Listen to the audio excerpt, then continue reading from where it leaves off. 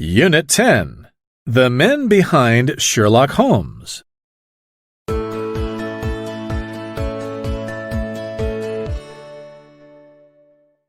Read about it.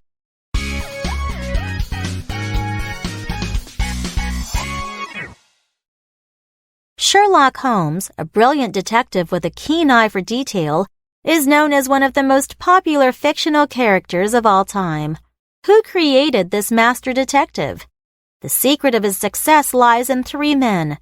One is Sir Arthur Conan Doyle, another is Dr. Joseph Bell, and the other is Dr. John Watson. Before he showed his remarkable ability to write detective stories, Conan Doyle was a struggling doctor living in London in the late 19th century. He had few patients, so he was often short of money. Detective stories were becoming popular during that time, and Doyle wondered whether he could write them as well. Therefore, he began to put pen to paper, and finally, his first novel, A Study in Scarlet, was published in 1888.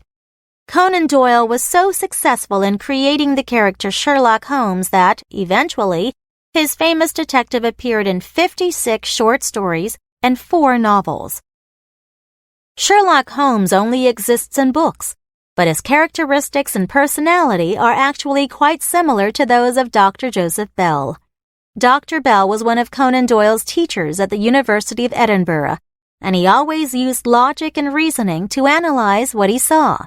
This had a significant influence on Conan Doyle's Holmes stories. For example, one time a man walked into the classroom where Bell was delivering a lecture.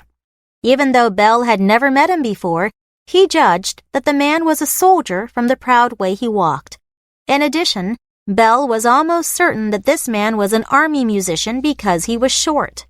When the man denied this, Bell could tell from his accent that he came from Scotland. Finally, Bell had him take off his shirt, and the man had a tattoo of a small blue D on his skin. The mark was given to soldiers who tried to flee from the army, which shows that Bell was correct all along. There is no doubt that Sherlock Holmes is clever. More importantly, he carefully observes people and uses reasoning to solve mysteries, just like what Bell did with the soldier above. Moreover, Holmes always tries hard not to let emotion cloud his judgment. Dr. John Watson, who narrates the pair's adventures, also lends Holmes a hand with his cases. In the stories, the two friends live at 221B Baker Street, which became an actual address in London in the 1930s. Today, there is a Sherlock Holmes Museum on Baker Street.